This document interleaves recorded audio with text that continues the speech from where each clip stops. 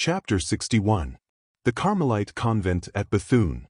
Great criminals bear about them a kind of predestination which makes them surmount all obstacles, which makes them escape all dangers, up to the moment which a wearied Providence has marked as the rock of their impious fortunes. It was thus with Milady. She escaped the cruisers of both nations, and arrived at Boulogne without accident. When landing at Portsmouth, Milady was an Englishwoman whom the persecutions of the French drove from La Rochelle. When landing at Boulogne, after a 2 days' passage, she passed for a Frenchwoman whom the English persecuted at Portsmouth out of their hatred for France. Milady had, likewise, the best of passports: her beauty, her noble appearance, and the liberality with which she distributed her pistoles. Freed from the usual formalities by the affable smile and gallant manners of an old governor of the port, who kissed her hand, she only remained long enough at Boulogne to put into the post a letter, conceived in the following terms: To His Eminence Monseigneur the Cardinal Richelieu, in his camp before La Rochelle. Monseigneur, let your Eminence be reassured. His Grace the Duke of Buckingham will not set out for France. Milady de Boulogne, evening of the 25th. Peace, according to the desire of your Eminence, I report to the convent of the Carmelites at Bethune, where I will await your orders. Accordingly, that same evening Milady commenced her journey. Night overtook her, she stopped, and slept at an inn. At 5 o'clock the next morning she again proceeded, and in 3 hours after entered Bethune. She inquired for the convent of the Carmelites, and went thither immediately. The superior met her. Milady showed her the cardinal's order. The abbess assigned her a chamber, and had breakfast served. All the past was effaced from the eyes of this woman, and her looks, fixed on the future, beheld nothing but the high fortunes reserved for her by the cardinal, whom she had so successfully served without his name being in any way mixed up with the sanguinary affair. The ever-new passions which consumed her gave to her life the appearance of those clouds which float in the heavens, reflecting sometimes azure, sometimes fire, sometimes the opaque blackness of the tempest, and which leave no traces upon the earth behind them but devastation and death. After breakfast, the abbess came to pay her a visit. There is very little amusement in the cloister, and the good superior was eager to make the acquaintance of her new boarder. Milady wished to please the abbess. This was a very easy matter for a woman so really superior as she was. She tried to be agreeable, and she was charming, winning the good superior by her varied conversation and by the graces of her whole personality. The abbess, who was the daughter of a noble house, took particular delight in stories of the court, which so seldom travel to the extremities of the kingdom, and which, above all, have so much difficulty in penetrating the walls of convents, at whose threshold the noise of the world dies away. Milady, on the contrary, was quite conversant with all aristocratic intrigues, amid which she had constantly lived for 5 or 6 years. She made it her business, therefore, to amuse the good abbess with the worldly practices of the court of France, mixed with the eccentric pursuits of the king. She made for her the scandalous chronicle of the lords and ladies of the court, whom the abbess knew perfectly by name, touched lightly on the amours of the Queen and the Duke of Buckingham, talking a great deal to induce her auditor to talk a little. But the abbess contented herself with listening and smiling without replying a word. Milady, however, saw that this sort of narrative amused her very much, and kept at it, only she now let her conversation drift toward the cardinal. But she was greatly embarrassed. She did not know whether the abbess was a royalist or a cardinalist. She therefore confined herself to a prudent middle course. But the abbess, on her part, maintained a reserve still more prudent, contenting herself with making a profound inclination of the head every time the fair traveler pronounced the name of His Eminence. Milady began to think she should soon grow weary of a convent life. She resolved, then, to risk something in order that she might know how to act afterward. Desirous of seeing how far the discretion of the good abbess would go, she began to tell a story, obscure at first, but very circumstantial afterward, about the cardinal, relating the amours of the minister with Madame d'Aiguillon, Marion de Lorme, and several other gay women. The abbess listened more attentively, grew animated by degrees, and smiled. Good, thought Milady, she takes a pleasure in my conversation. If she is a cardinalist, she has no fanaticism, at least. She then went on to describe the persecutions exercised by the cardinal upon his enemies. The abbess only crossed herself, without approving or disapproving. This confirmed Milady in her opinion that the abbess was rather royalist than cardinalist. Milady therefore continued, coloring her narrations more and more. "I am very ignorant of these matters," said the abbess at length, "but however distant from the court we may be, however remote from the interests of the world we may be placed, we have very sad examples of what you have related. And one of our boarders has suffered much from the vengeance and persecution of the cardinal." "One of your boarders?" said Milady. "Oh, my God! Poor woman! I pity her. And you have reason, for she is much to be pitied. Imprisonment, menaces, ill-treatment.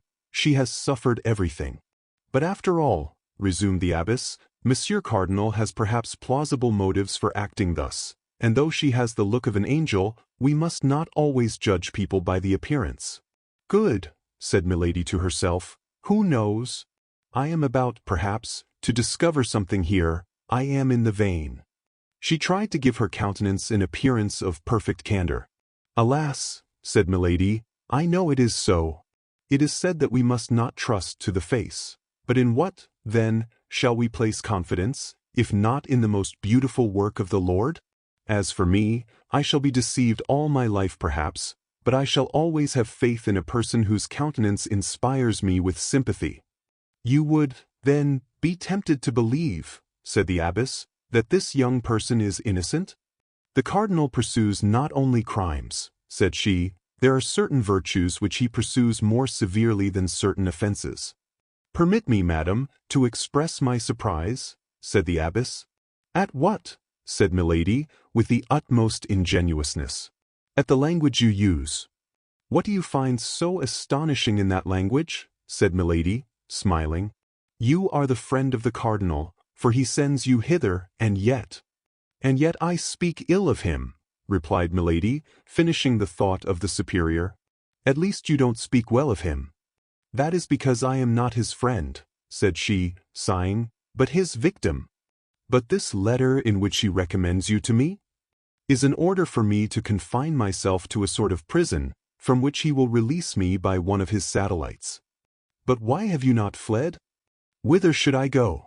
Do you believe there is a spot on the earth which the cardinal cannot reach if he takes the trouble to stretch forth his hand? If I were a man, that would barely be possible. But what can a woman do? This young boarder of yours, has she tried to fly?" "No, that is true, but that is another thing. I believe she is detained in France by some love affair." "Ah," said Milady with a sigh, "if she loves she is not altogether wretched." "Then," said the abbess, looking at Milady with increasing interest, "I behold another poor victim?" "Alas, yes," said Milady.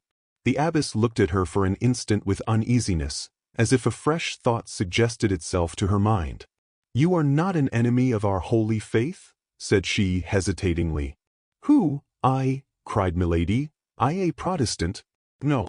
I call to witness the God who hears us, that on the contrary I am a fervent Catholic."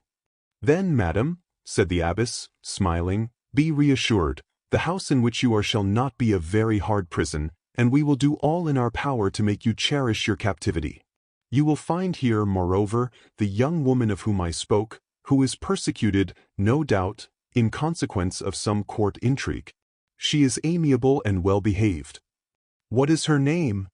"She was sent to me by someone of high rank, under the name of Kitty. I have not tried to discover her other name." "Kitty!" cried Milady. "What? Are you sure that she is called so?" "Yes, madam." "Do you know her?" Milady smiled to herself at the idea which had occurred to her that this might be her old chambermaid. There was connected with the remembrance of this girl a remembrance of anger, and a desire of vengeance disordered the features of Milady, which, however, immediately recovered the calm and benevolent expression which this woman of 100 faces had for a moment allowed them to lose. "And when can I see this young lady, for whom I already feel so great a sympathy?" asked Milady. "Why, this evening," said the abbess, "today even. But you have been traveling these 4 days, as you told me yourself. This morning you rose at 5 o'clock. You must stand in need of repose." Go to bed and sleep. At dinner time we will rouse you." Although Milady would very willingly have gone without sleep, sustained as she was by all the excitements which a new adventure awakened in her heart, ever thirsting for intrigues, she nevertheless accepted the offer of the superior. During the last 15 days she had experienced so many and such various emotions that if her frame of iron was still capable of supporting fatigue, her mind required repose. She therefore took leave of the abbess, and went to bed, softly rocked by the ideas of vengeance which the name of Kitty had naturally brought to her thoughts. She remembered that almost unlimited promise which the cardinal had given her if she succeeded in her enterprise. She had succeeded. D'Artagnan was then in her power. One thing alone frightened her, that was the remembrance of her husband, the Comte de la Fère, whom she had believed dead, or at least expatriated, and whom she found again in Athos, the best friend of D'Artagnan. But alas, if he was the friend of D'Artagnan, he must have lent him his assistance in all the proceedings by whose aid the queen had defeated the project of his eminence. If he was the friend of D'Artagnan, he was the enemy of the cardinal, and she doubtless would succeed in involving him in the vengeance by which she hoped to destroy the young Musketeer. All these hopes were so many sweet thoughts for Milady, so, rocked by them, she soon fell asleep. She was awakened by a soft voice which sounded at the foot of her bed. She opened her eyes and saw the abbess, accompanied by a young woman with light hair and delicate complexion, who fixed upon her a look full of benevolent curiosity. The face of the young woman was entirely unknown to her.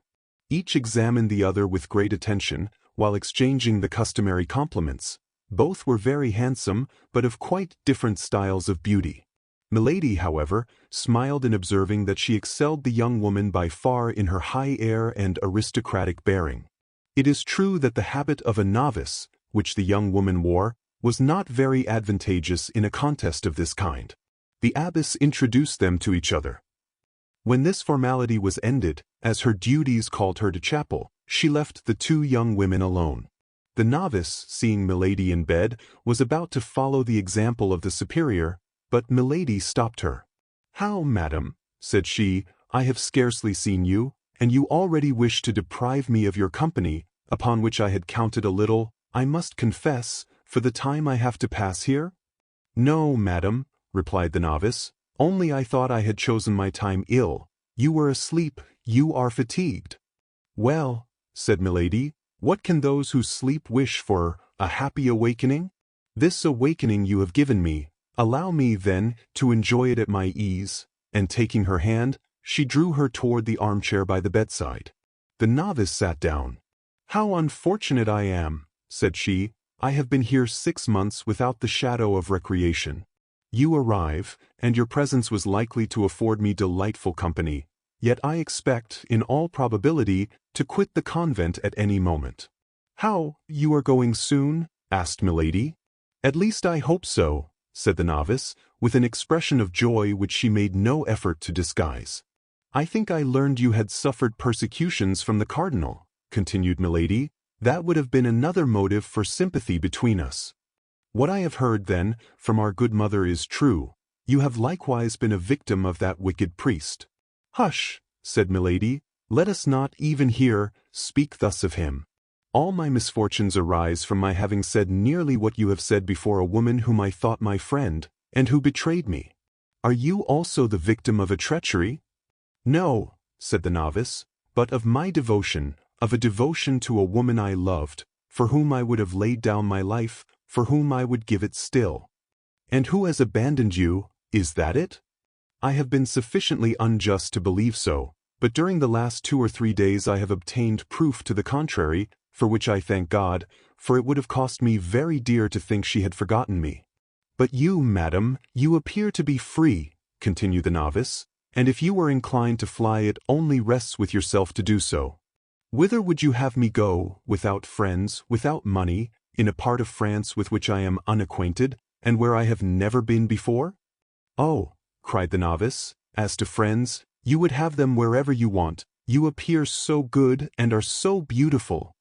"That does not prevent," replied Milady, softening her smile so as to give it an angelic expression, "my being alone or being persecuted."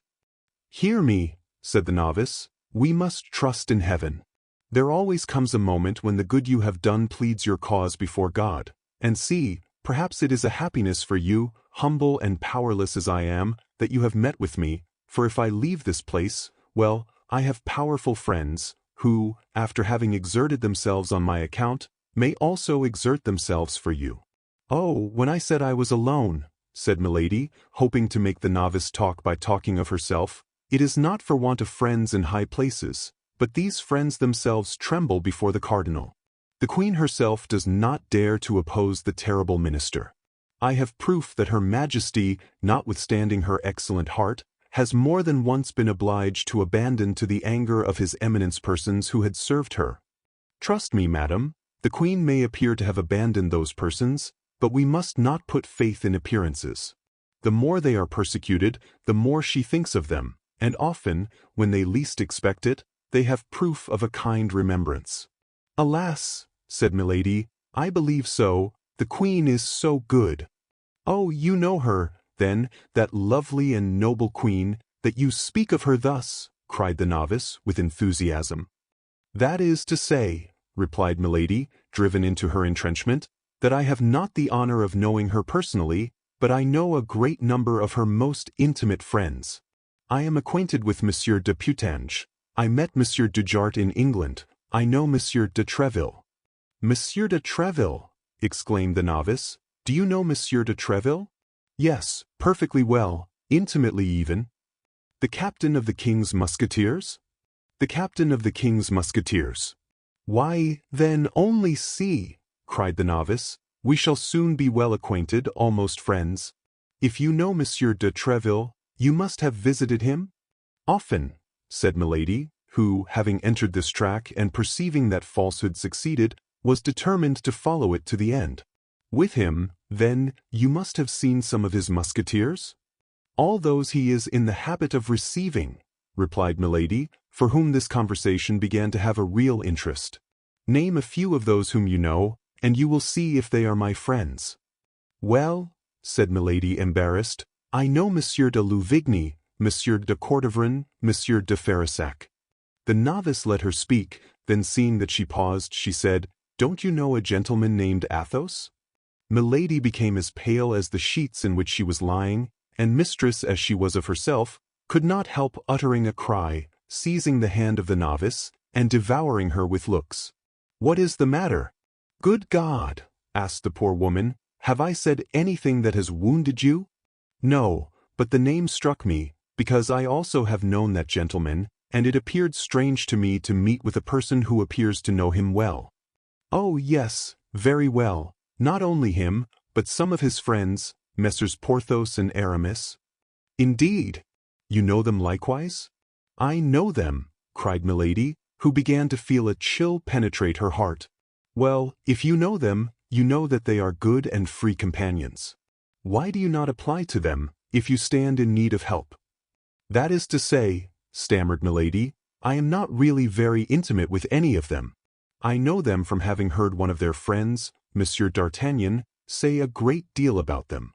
You know Monsieur d'Artagnan, cried the novice, in her turn seizing the hands of Milady and devouring her with her eyes. Then remarking the strange expression of Milady's countenance, she said, Pardon me, madam, you know him by what title? Why, replied Milady, embarrassed, why, by the title of friend. You deceive me, madam, said the novice. You have been his mistress. It is you who have been his mistress, madam, cried Milady in her turn. I, said the novice. Yes, I know you now. You are Madame Bonacieux. The young woman drew back, filled with surprise and terror.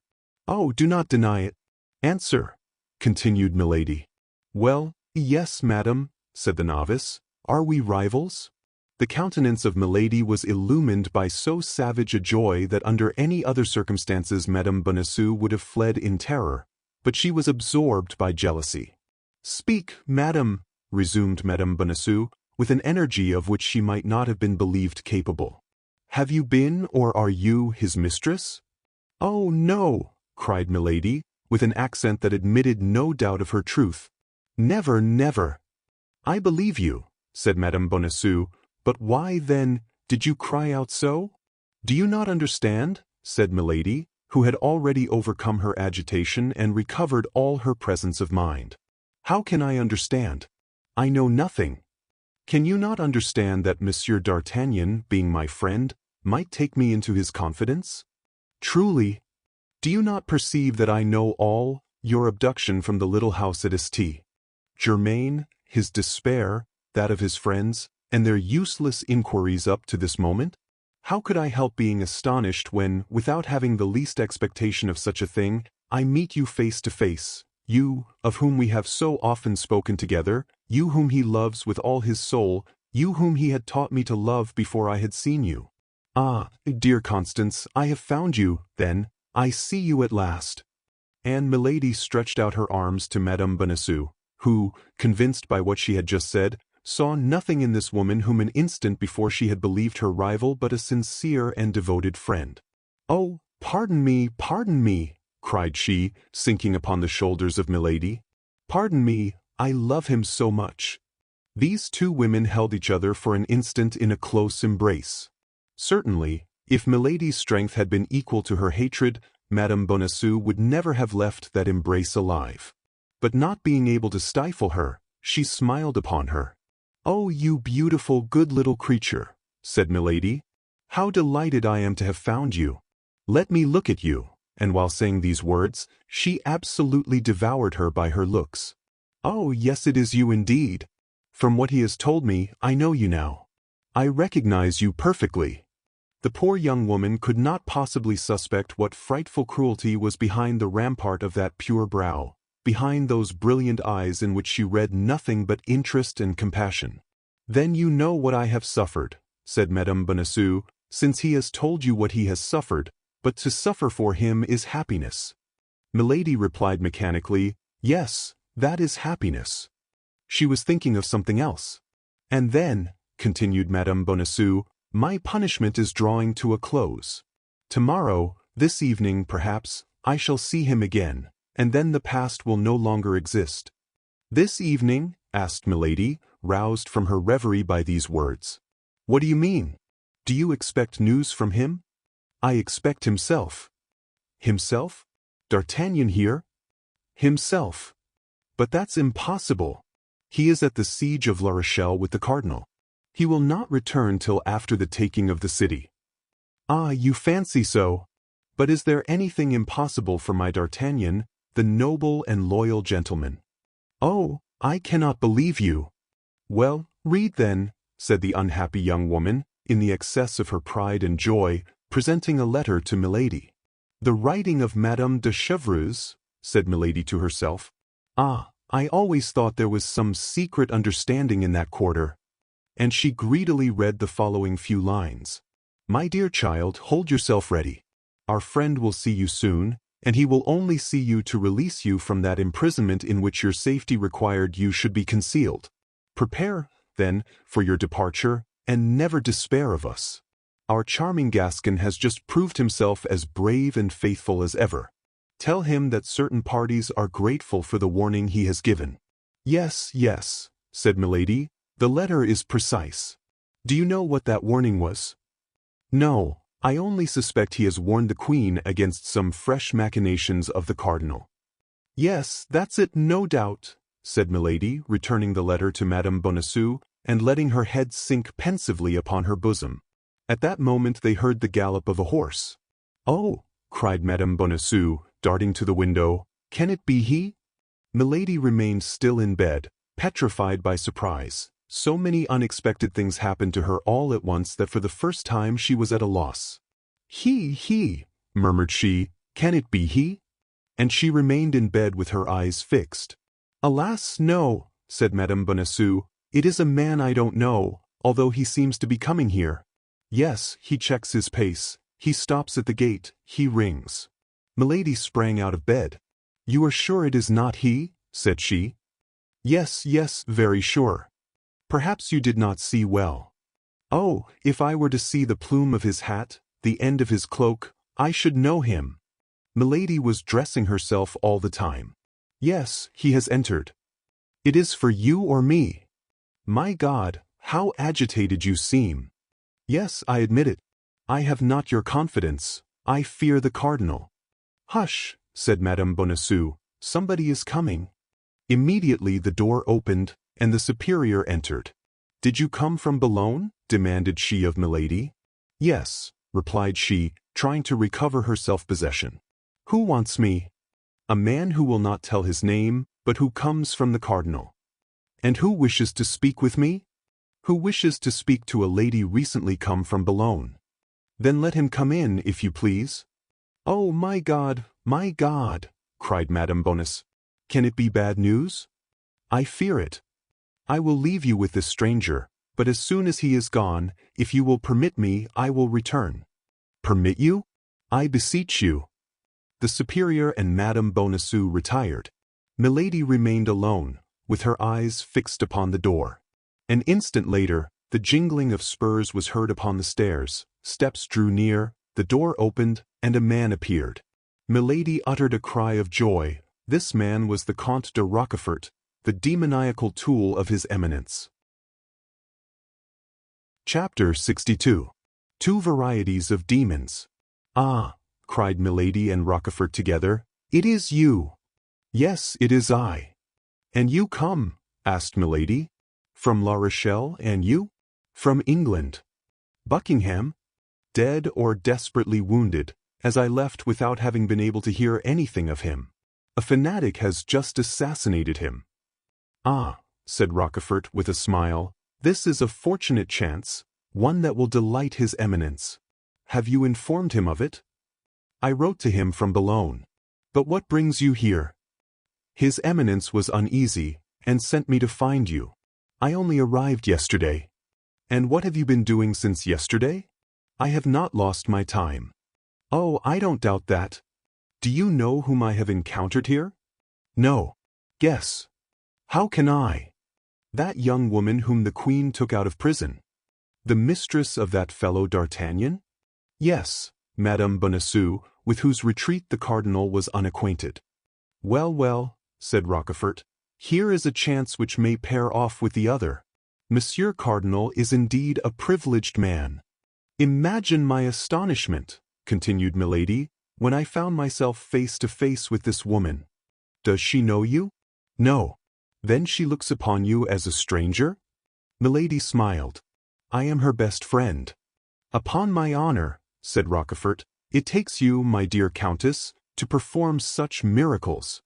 "And it is well I can, Chevalier," said Milady, "for do you know what is going on here?" "No." "They will come for her tomorrow or the day after, with an order from the Queen." "Indeed? And who?" "D'Artagnan and his friends." "Indeed, they will go so far that we shall be obliged to send them to the Bastille." "Why is it not done already?" "What would you?" "The cardinal has a weakness for these men which I cannot comprehend." "Indeed?" "Yes." "Well then, tell him this, Rochefort. Tell him that our conversation at the inn of the Red Dovecote was overheard by these four men. Tell him that after his departure one of them came up to me and took from me by violence the safe conduct which he had given me. Tell him they warned Lord de Winter of my journey to England, that this time they nearly foiled my mission as they foiled the affair of the studs. Tell him that among these four men two only are to be feared, D'Artagnan and Athos. Tell him that the third, Aramis, is the lover of Madame de Chevreuse. He may be left alone, we know his secret, and it may be useful. As to the fourth, Porthos, he is a fool, a simpleton, a blustering booby, not worth troubling himself about." "But these four men must be now at the siege of La Rochelle?" "I thought so too, but a letter which Madame Bonacieux has received from Madame the Constable, and which she has had the imprudence to show me, leads me to believe that these four men, on the contrary, are on the road hither to take her away." "The devil! What's to be done?" "What did the cardinal say about me?" "I was to take your dispatches, written or verbal, and return by post, and when he shall know what you have done, he will advise what you have to do." "I must, then, remain here?" "Here, or in the neighborhood." "You cannot take me with you?" "No, the order is imperative. Near the camp you might be recognized, and your presence, you must be aware, would compromise the cardinal." "Then I must wait here or in the neighborhood?" "Only tell me beforehand where you will wait for intelligence from the cardinal. Let me know always where to find you." Observe, it is probable that I may not be able to remain here. Why? You forget that my enemies may arrive at any minute. That's true, but is this little woman, then, to escape his eminence? Bah, said Milady, with a smile that belonged only to herself, you forget that I am her best friend. Ah, that's true. I may then tell the cardinal, with respect to this little woman, that he may be at ease. Is that all? He will know what that means. He will guess, at least. Now, then, what had I better do? Return instantly. It appears to me that the news you bear is worth the trouble of a little diligence. My chaise broke down coming into Liliers. Capital. What? Capital? Yes, I want your chaise. And how shall I travel, then? On horseback. You talk very comfortably, 180 leagues. What's that? One can do it. Afterward. Afterward? Why, in passing through Liliers you will send me your chaise, with an order to your servant to place himself at my disposal. Well, you have, no doubt, some order from the cardinal about you? I have my full power. Show it to the abbess, and tell her that someone will come and fetch me either today or tomorrow, and that I am to follow the person who presents himself in your name. Very well. Don't forget to treat me harshly in speaking of me to the abbess. To what purpose? I am a victim of the cardinal. It is necessary to inspire confidence in that poor little Madame Bonacieux. That's true. Now, will you make me a report of all that has happened? Why, I have related the events to you. You have a good memory. Repeat what I have told you. A paper may be lost. You are right. Only let me know where to find you that I may not run needlessly about the neighborhood. That's correct. Wait. Do you want a map? Oh, I know this country marvelously. When were you here? I was brought up here. Truly. It is worth something, you see, to have been brought up somewhere. You will wait for me, then? Let me reflect a little. That will do, at Armentières. Where is that Armentières? A little town on the Lys. I shall only have to cross the river, and I shall be in a foreign country. Capital. But it is understood you will only cross the river in case of danger. That is well understood. And in that case, how shall I know where you are? You do not want your lackey? Is he a sure man? To the proof. Give him to me. Nobody knows him. I will leave him at the place I quit, and he will conduct you to me. And you say you will wait for me at Armentières? At Armentières. Write that name on a bit of paper, lest I should forget it. There is nothing compromising in the name of a town. Is it not so? Who knows? Never mind, said Milady, writing the name on half a sheet of paper. I will compromise myself. Well, said Rochefort, taking the paper from Milady, folding it, and placing it in the lining of his hat, you may be easy. I will do as children do, for fear of losing the paper. Repeat the name along the route. Now, is that all? I believe so. Let us see, Buckingham dead or grievously wounded, your conversation with the cardinal overheard by the 4 Musketeers, Lord de Winter warned of your arrival at Portsmouth, D'Artagnan and Athos to the Bastille, Aramis the lover of Madame de Chevreuse, Porthos an ass, Madame Bonacieux found again, to send you the chaise as soon as possible, to place my lackey at your disposal, to make you out a victim of the cardinal in order that the abbess may entertain no suspicion, Armentières, on the banks of the Lys. Is that all, then? In truth, my dear Chevalier, you are a miracle of memory. Apropos, add one thing. What? I saw some very pretty woods which almost touch the convent garden. Say that I am permitted to walk in those woods. Who knows? Perhaps I shall stand in need of a back door for retreat. You think of everything. And you forget one thing. What? To ask me if I want money. That's true. How much do you want? All you have in gold. I have 500 pistoles or thereabouts. I have as much. With 1,000 pistoles one may face everything. Empty your pockets. There. And you go. In an hour, time to eat a morsel, during which I shall send for a post-horse. Capital. Adieu, Chevalier. Adieu, Countess. Commend me to the cardinal. Commend me to Satan. Milady and Rochefort exchanged a smile and separated. An hour afterward Rochefort set out at a grand gallop. 5 hours after that he passed through Arras. Our readers already know how he was recognized by D'Artagnan, and how that recognition by inspiring fear in the 4 Musketeers had given fresh activity to their journey. Chapter 63. The Drop of Water. Rochefort had scarcely departed when Madame Bonacieux re-entered. She found Milady with a smiling countenance. "Well," said the young woman, "what you dreaded has happened. This evening or tomorrow, the cardinal will send someone to take you away." "Who told you that, my dear?" asked Milady. "I heard it from the mouth of the messenger himself." "Come and sit down close to me," said Milady. "Here I am. Wait till I assure myself that nobody hears us." "Why all these precautions?" "You shall know." Milady arose, went to the door, opened it, looked in the corridor, and then returned and seated herself close to Madame Bonacieux. "Then," said she, "he has well played his part." "Who has?" "He who just now presented himself to the abbess as a messenger from the cardinal." "It was, then, a part he was playing?" "Yes, my child."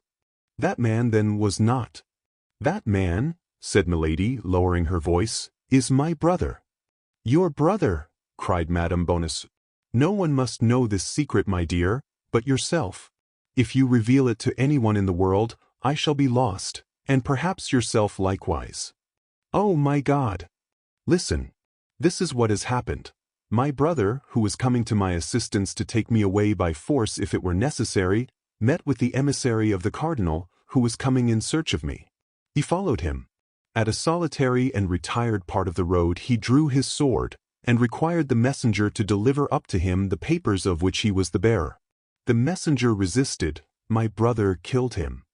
"Oh," said Madame Bonacieux, shuddering. "Remember, that was the only means. Then my brother determined to substitute cunning for force. He took the papers, and presented himself here as the emissary of the cardinal, and in an hour or two a carriage will come to take me away by the orders of his eminence." "I understand. It is your brother who sends this carriage." "Exactly, but that is not all. That letter you have received, and which you believe to be from Madame de Chevreuse." "Well, it is a forgery." "How can that be?" "Yes, a forgery. It is a snare to prevent your making any resistance when they come to fetch you. But it is D'Artagnan that will come. Do not deceive yourself. D'Artagnan and his friends are detained at the siege of La Rochelle." "How do you know that?" "My brother met some emissaries of the cardinal in the uniform of Musketeers. You would have been summoned to the gate. You would have believed yourself about to meet friends. You would have been abducted and conducted back to Paris." "Oh, my God! My senses fail me amid such a chaos of iniquities. I feel, if this continues," said Madame Bonacieux, raising her hands to her forehead, "I shall go mad." "Stop." "What?" "I hear a horse's steps. It is my brother setting off again. I should like to offer him a last salute. Come." Milady opened the window, and made a sign to Madame Bonacieux to join her.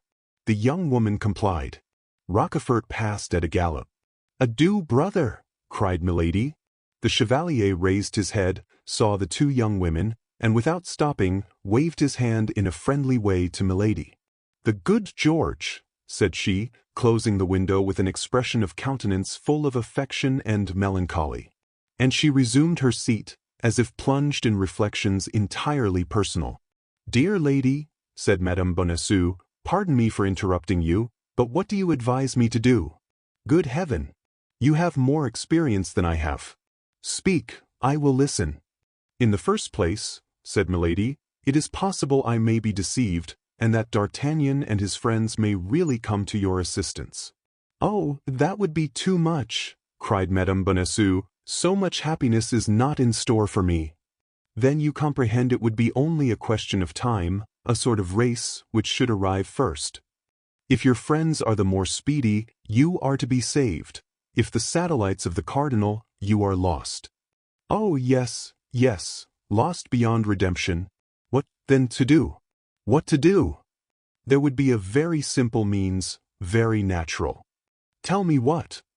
To wait, concealed in the neighborhood, and assure yourself who are the men who come to ask for you. But where can I wait? Oh, there is no difficulty in that.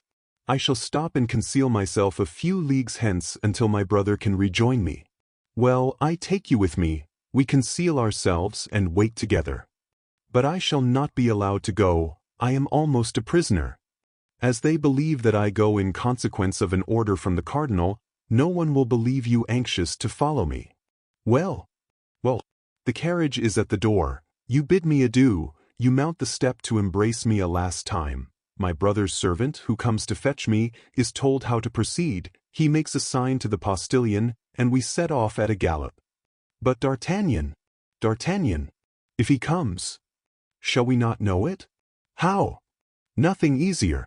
We will send my brother's servant back to Bethune, whom, as I told you, we can trust. He shall assume a disguise, and place himself in front of the convent.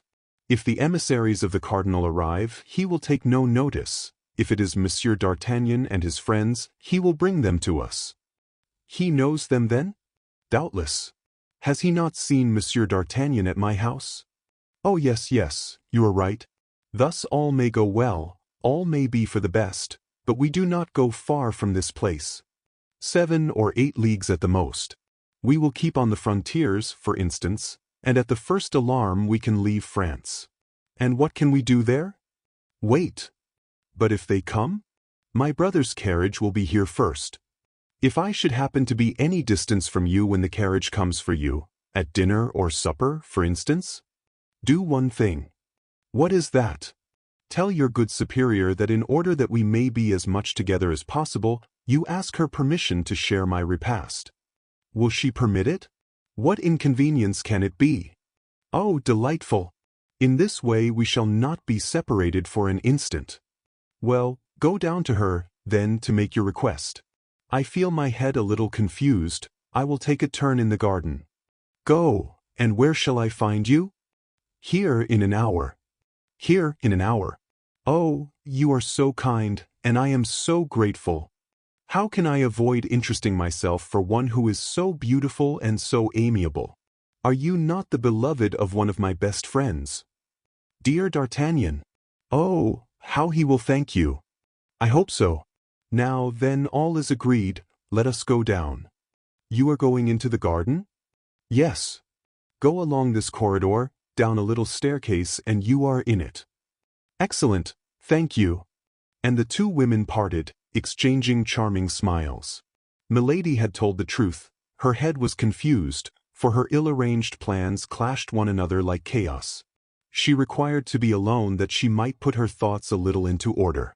She saw vaguely the future, but she stood in need of a little silence and quiet to give all her ideas, as yet confused, a distinct form and a regular plan.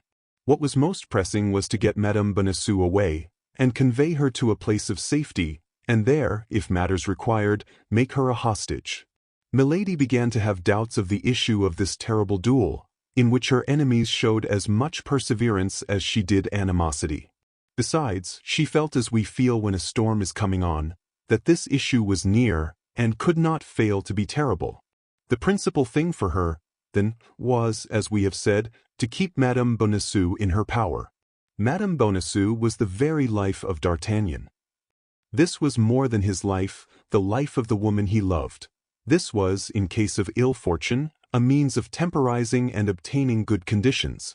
Now, this point was settled. Madame Bonacieux, without any suspicion, accompanied her.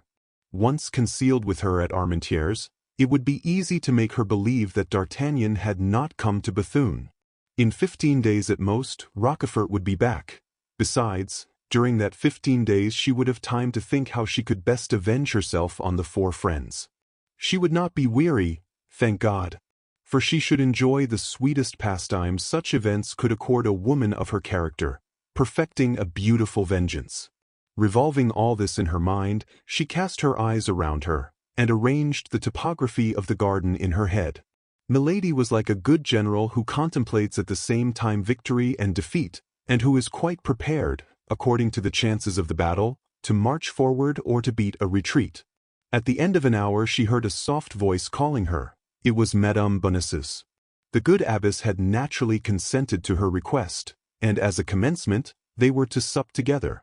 On reaching the courtyard, they heard the noise of a carriage which stopped at the gate. Milady listened. "Do you hear anything?" said she. "Yes, the rolling of a carriage. It is the one my brother sends for us." "Oh, my God! Come, come. Courage!"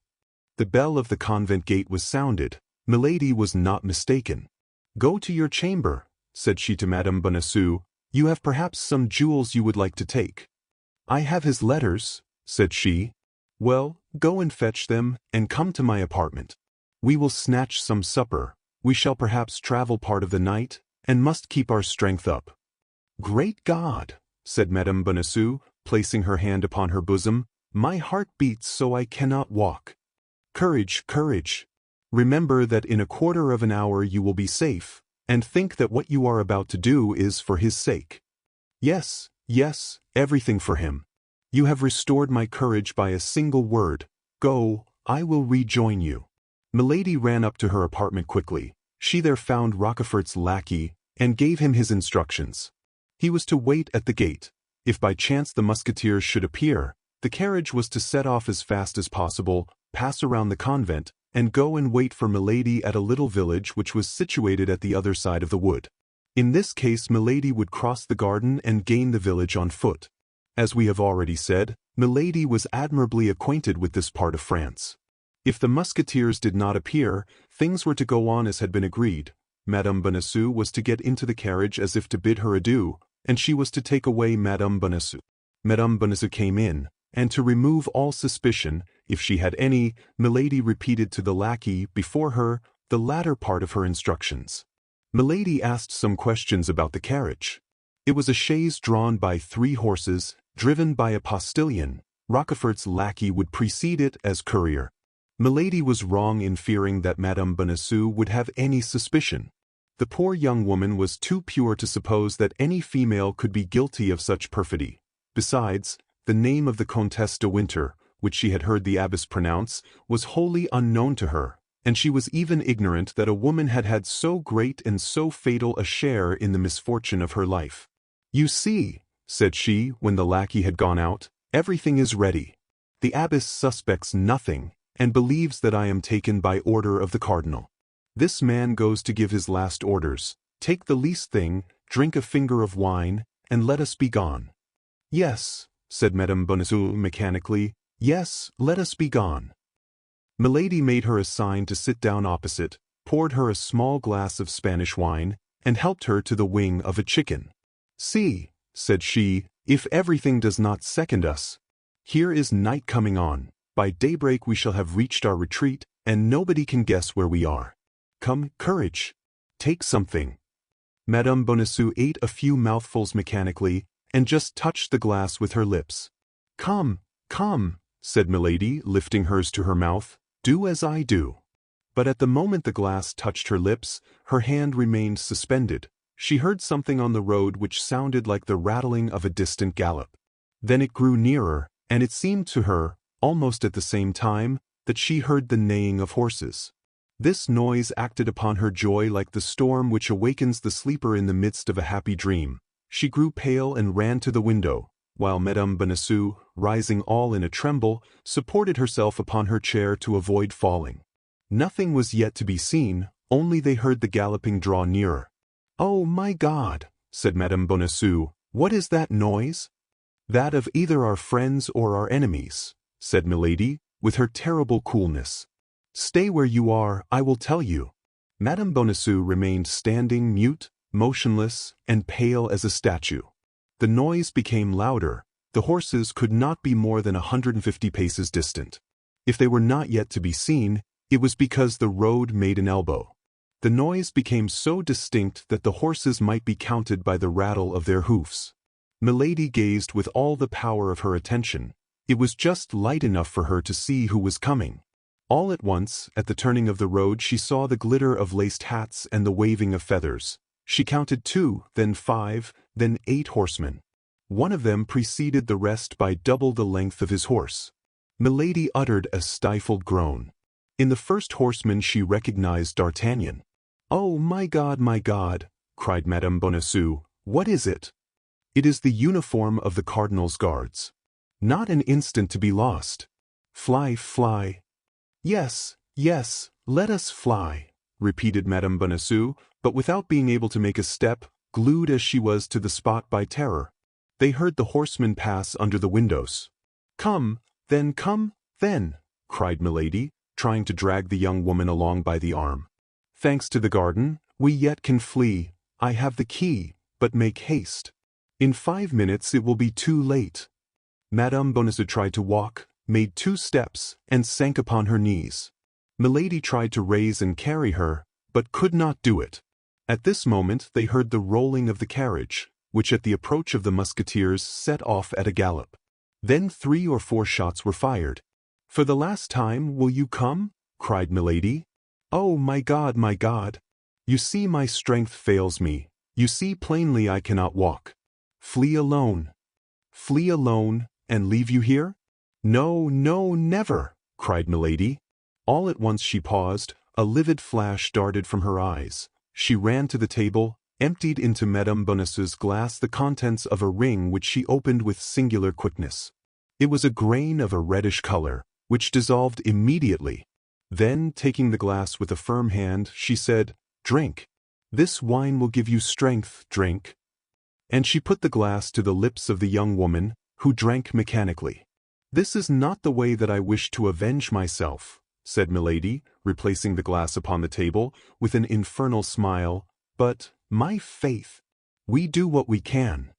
And she rushed out of the room. Madame Bonacieux saw her go without being able to follow her. She was like people who dream they are pursued, and who in vain try to walk. A few moments passed. A great noise was heard at the gate. Every instant Madame Bonacieux expected to see Milady, but she did not return. Several times, with terror, no doubt, the cold sweat burst from her burning brow. At length she heard the grating of the hinges of the opening gates. The noise of boots and spurs resounded on the stairs. There was a great murmur of voices which continued to draw near, amid which she seemed to hear her own name pronounced. All at once she uttered a loud cry of joy, and darted toward the door. She had recognized the voice of D'Artagnan. "D'Artagnan! D'Artagnan!" cried she. "Is it you? This way! This way!" "Constance? Constance?" replied the young man. "Where are you? Where are you? My God!" At the same moment the door of the cell yielded to a shock, rather than opened. Several men rushed into the chamber. Madame Bonacieux had sunk into an armchair, without the power of moving. D'Artagnan threw down a yet smoking pistol which he held in his hand, and fell on his knees before his mistress. Athos replaced his in his belt. Porthos and Aramis, who held their drawn swords in their hands, returned them to their scabbards. "Oh, D'Artagnan, my beloved D'Artagnan! You have come, then, at last? You have not deceived me. It is indeed thee." Yes, Constance. Reunited. "Oh, it was in vain she told me you would not come. I hoped in silence. I was not willing to fly. Oh, I have done well. How happy I am." At this word Athos, who had seated himself quietly, started up. "What she?" asked D'Artagnan. "Why, my companion. She who out of friendship for me wished to take me from my persecutors. She who, mistaking you for the cardinal's guards, has just fled away." "Your companion!" cried D'Artagnan, becoming more pale than the white veil of his mistress. "Of what companion are you speaking, dear Constance?" "Of her whose carriage was at the gate, of a woman who calls herself your friend, of a woman to whom you have told everything." Her name, cried D'Artagnan. "My God, can you not remember her name?" "Yes, it was pronounced in my hearing once." "Stop, but it is very strange. Oh, my God, my head swims. I cannot see. Help, my friends. Her hands are icy cold," cried D'Artagnan. "She is ill. Great God, she is losing her senses." While Porthos was calling for help with all the power of his strong voice, Aramis ran to the table to get a glass of water, but he stopped at seeing the horrible alteration that had taken place in the countenance of Athos, who, standing before the table, his hair rising from his head, his eyes fixed in stupor, was looking at one of the glasses, and appeared a prey to the most horrible doubt. "Oh," said Athos, "oh no, it is impossible. God would not permit such a crime." "Water, water," cried D'Artagnan. "Water." "Oh, poor woman, murmured Athos in a broken voice. Madame Bonacieux opened her eyes under the kisses of D'Artagnan. "She revives," cried the young man. "Oh, my God, I thank thee." "Madame," said Athos, "Madame, in the name of heaven, whose empty glass is this?" "Mine, monsieur," said the young woman in a dying voice. "But who poured the wine for you that was in this glass?" "She." "But who is she?" "Oh, I remember," said Madame Bonacieux, "the Comtesse de Winter." The four friends uttered one and the same cry, but that of Athos dominated all the rest. At that moment the countenance of Madame Bonacieux became livid. A fearful agony pervaded her frame, and she sank panting into the arms of Porthos and Aramis. D'Artagnan seized the hands of Athos with an anguish difficult to be described. "And what do you believe?" His voice was stifled by sobs. "I believe everything," said Athos, biting his lips till the blood sprang to avoid sighing. "D'Artagnan, D'Artagnan," cried Madame Bonacieux, "where art thou? Do not leave me. You see I am dying." D'Artagnan released the hands of Athos which he still held clasped in both his own, and hastened to her. Her beautiful face was distorted with agony, her glassy eyes had no longer their sight, a convulsive shuddering shook her whole body, the sweat rolled from her brow. "In the name of heaven, run, call. Aramis, Porthos, call for help." "Useless," said Athos, "useless. For the poison which she pours there is no antidote." Yes. "Help, help," murmured Madame Bonacieux, "help." Then, collecting all her strength, she took the head of the young man between her hands, looked at him for an instant as if her whole soul passed into that look, and with a sobbing cry pressed her lips to his. "Constance, Constance!" cried D'Artagnan. A sigh escaped from the mouth of Madame Bonacieux, and dwelt for an instant on the lips of D'Artagnan. That sigh was the soul, so chaste and so loving, which reascended to heaven. D'Artagnan pressed nothing but a corpse in his arms. The young man uttered a cry, and fell by the side of his mistress as pale and as icy as herself. Porthos wept, Aramis pointed toward heaven. Athos made the sign of the cross. At that moment a man appeared in the doorway, almost as pale as those in the chamber. He looked around him and saw Madame Bonacieux dead, and D'Artagnan in a swoon. He appeared just at that moment of stupor which follows great catastrophes. "I was not deceived," said he. "Here is Monsieur D'Artagnan, and you are his friends, Messrs. Athos, Porthos, and Aramis." The persons whose names were thus pronounced looked at the stranger with astonishment. It seemed to all three that they knew him. "Gentlemen," resumed the newcomer, "you are, as I am, in search of a woman who," added he with a terrible smile, "must have passed this way, for I see a corpse." The three friends remained mute, for although the voice as well as the countenance reminded them of someone they had seen, they could not remember under what circumstances. "Gentlemen," continued the stranger, "since you do not recognize a man who probably owes his life to you twice, I must name myself. I am Lord de Winter, brother-in-law of that woman."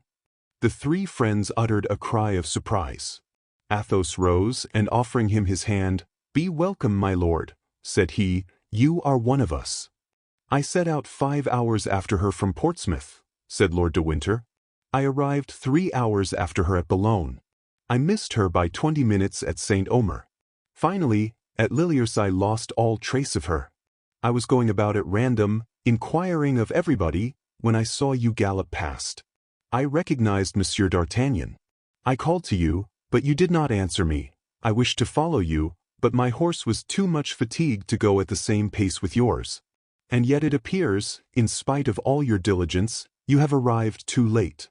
"You see," said Athos, pointing to Madame Bonacieux dead, and to D'Artagnan, whom Porthos and Aramis were trying to recall to life. "Are they both dead?" asked Lord de Winter, sternly. "No," replied Athos. "Fortunately, Monsieur D'Artagnan has only fainted." "Ah, indeed, so much the better," said Lord de Winter. At that moment D'Artagnan opened his eyes. He tore himself from the arms of Porthos and Aramis, and threw himself like a madman on the corpse of his mistress. Athos rose, walked toward his friend with a slow and solemn step, embraced him tenderly, and as he burst into violent sobs, he said to him with his noble and persuasive voice, "Friend, be a man. Women weep for the dead, men avenge them." "Oh, yes," cried D'Artagnan, "yes. If it be to avenge her, I am ready to follow you." Athos profited by this moment of strength which the hope of vengeance restored to his unfortunate friend to make a sign to Porthos and Aramis to go and fetch the superior. The two friends met her in the corridor, greatly troubled and much upset by such strange events. She called some of the nuns, who against all monastic custom found themselves in the presence of 5 men. "Madam," said Athos, passing his arm under that of D'Artagnan, "we abandon to your pious care the body of that unfortunate woman. She was an angel on earth before being an angel in heaven. Treat her as one of your sisters. We will return someday to pray over her grave." D'Artagnan concealed his face in the bosom of Athos, and sobbed aloud. "Weep," said Athos, "weep, heart full of love, youth and life. Alas, would I could weep like you." And he drew away his friend, as affectionate as a father, as consoling as a priest, noble as a man who has suffered much. All 5, followed by their lackeys leading their horses, took their way to the town of Bethune, whose outskirts they perceived, and stopped before the first inn they came to. "But," said D'Artagnan, "shall we not pursue that woman?" "Later," said Athos. "I have measures to take." "She will escape us," replied the young man. "She will escape us, and it will be your fault, Athos." "I will be accountable for her," said Athos. D'Artagnan had so much confidence in the word of his friend that he lowered his head, and entered the inn without reply. Porthos and Aramis regarded each other, not understanding this assurance of Athos. Lord de Winter believed he spoke in this manner to soothe the grief of D'Artagnan. "Now, gentlemen," said Athos, when he had ascertained there were 5 chambers free in the hotel, "let everyone retire to his own apartment. D'Artagnan needs to be alone, to weep and to sleep. I take charge of everything, be easy." "It appears, however," said Lord de Winter, "if there are any measures to take against the Countess, it concerns me. She is my sister-in-law." "And me," said Athos, "she is my wife." D'Artagnan smiled, for he understood that Athos was sure of his vengeance when he revealed such a secret. Porthos and Aramis looked at each other and grew pale. Lord de Winter thought Athos was mad. "Now retire to your chambers," said Athos, "and leave me to act. You must perceive that in my quality of a husband this concerns me. Only, D'Artagnan, if you have not lost it, give me the paper which fell from that man's hat, upon which is written the name of the village of—" "Ah," said D'Artagnan, "I comprehend. That name written in her hand." "You see, then," said Athos, "there is a God in heaven still." Chapter 64. The Man in the Red Cloak. The despair of Athos had given place to a concentrated grief which only rendered more lucid the brilliant mental faculties of that extraordinary man. Possessed by one single thought, that of the promise he had made, and of the responsibility he had taken, he retired last to his chamber, begged the host to procure him a map of the province, bent over it, examined every line traced upon it, perceived that there were 4 different roads from Bethune to Armentières, and summoned the lackeys. Planchet, Grimaud, Bazin, and Mousqueton presented themselves, and received clear, positive, and serious orders from Athos. They must set out the next morning at daybreak and go to Armentières, each by a different route. Planchet, the most intelligent of the 4, was to follow that by which the carriage had gone upon which the 4 friends had fired, and which was accompanied, as may be remembered, by Rochefort's servant. Athos set the lackeys to work first because, since these men had been in the service of himself and his friends, he had discovered in each of them different and essential qualities. Then, lackeys who ask questions inspire less mistrust than masters, and meet with more sympathy among those to whom they address themselves. Besides, Milady knew the masters, and did not know the lackeys. On the contrary, the lackeys knew Milady perfectly. All 4 were to meet the next day at 11 o'clock. If they had discovered Milady's retreat, 3 were to remain on guard. The 4th was to return to Bethune in order to inform Athos and serve as a guide to the 4 friends. These arrangements made, the lackeys retired. Athos then arose from his chair, girded on his sword, enveloped himself in his cloak, and left the hotel. It was nearly 10 o'clock. At 10 o'clock in the evening, it is well known, the streets in provincial towns are very little frequented. Athos nevertheless was visibly anxious to find someone of whom he could ask a question. At length he met a belated passenger, went up to him, and spoke a few words to him. The man he addressed recoiled with terror, and only answered the few words of the Musketeer by pointing. Athos offered the man half a pistole to accompany him, but the man refused. Athos then plunged into the street the man had indicated with his finger, but arriving at 4 crossroads, he stopped again, visibly embarrassed. Nevertheless, as the crossroads offered him a better chance than any other place of meeting somebody, he stood still. In a few minutes a night watch passed. Athos repeated to him the same question he had asked the first person he met. The night watch evinced the same terror, refused, in his turn, to accompany Athos, and only pointed with his hand to the road he was to take. Athos walked in the direction indicated, and reached the suburb situated at the opposite extremity of the city from that by which he and his friends had entered it. There he again appeared uneasy and embarrassed, and stopped for the 3rd time. Fortunately, a mendicant passed, who, coming up to Athos to ask charity, Athos offered him half a crown to accompany him where he was going. The mendicant hesitated at first, but at the sight of the piece of silver which shone in the darkness he consented, and walked on before Athos. Arrived at the angle of a street, he pointed to a small house, isolated, solitary, and dismal.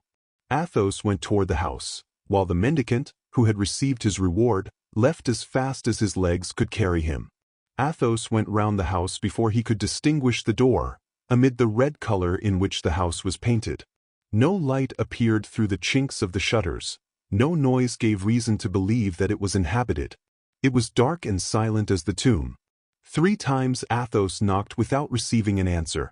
At the 3rd knock, however, steps were heard inside. The door at length was opened, and a man appeared, of high stature, pale complexion, and black hair and beard. Athos and he exchanged some words in a low voice, then the tall man made a sign to the Musketeer that he might come in. Athos immediately profited by the permission, and the door was closed behind him. The man whom Athos had come so far to seek, and whom he had found with so much trouble, introduced him into his laboratory, where he was engaged in fastening together with iron wire the dry bones of a skeleton. All the frame was adjusted except the head, which lay on the table. All the rest of the furniture indicated that the dweller in this house occupied himself with the study of natural science. There were large bottles filled with serpents, ticketed according to their species, dried lizards shone like emeralds set in great squares of black wood, and bunches of wild odoriferous herbs, doubtless possessed of virtues unknown to common men, were fastened to the ceiling and hung down in the corners of the apartment. There was no family, no servant. The tall man alone inhabited this house. Athos cast a cold and indifferent glance upon the objects we have described, and at the invitation of him whom he came to seek sat down near him. Then he explained to him the cause of his visit, and the service he required of him. But scarcely had he expressed his request when the unknown, who remained standing before the Musketeer, drew back with signs of terror and refused. Then Athos took from his pocket a small paper, on which 2 lines were written, accompanied by a signature and a seal, and presented them to him who had made too prematurely these signs of repugnance. The tall man had scarcely read these lines, seen the signature, and recognized the seal, when he bowed to denote that he had no longer any objection to make, and that he was ready to obey. Athos required no more. He arose, bowed, went out, returned by the same way he came, re-entered the hotel, and went to his apartment. At daybreak D'Artagnan entered the chamber, and demanded what was to be done. "To wait," replied Athos. Some minutes after, the superior of the convent sent to inform the Musketeers that the burial would take place at midday. As to the poisoner, they had heard no tidings of her whatever, only that she must have made her escape through the garden, on the sand of which her footsteps could be traced, and the door of which had been found shut. As to the key, it had disappeared. At the hour appointed, Lord de Winter and the 4 friends repaired to the convent. The bells tolled, the chapel was open, the grating of the choir was closed. In the middle of the choir the body of the victim, clothed in her novitiate dress, was exposed. On each side of the choir and behind the gratings opening into the convent was assembled the whole community of the Carmelites, who listened to the divine service, and mingled their chant with the chant of the priests, without seeing the profane, or being seen by them. At the door of the chapel D'Artagnan felt his courage fall anew, and returned to look for Athos. But Athos had disappeared. Faithful to his mission of vengeance, Athos had requested to be conducted to the garden, and there upon the sand, following the light steps of this woman, who left sharp tracks wherever she went, he advanced toward the gate which led into the wood, and causing it to be opened, he went out into the forest. Then all his suspicions were confirmed. The road by which the carriage had disappeared encircled the forest. Athos followed the road for some time, his eyes fixed upon the ground. Slight stains of blood, which came from the wound inflicted upon the man who accompanied the carriage as a courier, or from one of the horses, dotted the road. At the end of 3/4 of a league, within 50 paces of Festubert, a larger blood stain appeared. The ground was trampled by horses. Between the forest and this accursed spot, a little behind the trampled ground, was the same track of small feet as in the garden. The carriage had stopped here. At this spot Milady had come out of the wood, and entered the carriage. Satisfied with this discovery which confirmed all his suspicions, Athos returned to the hotel, and found Planchet impatiently waiting for him. Everything was as Athos had foreseen. Planchet had followed the road. Like Athos, he had discovered the stains of blood.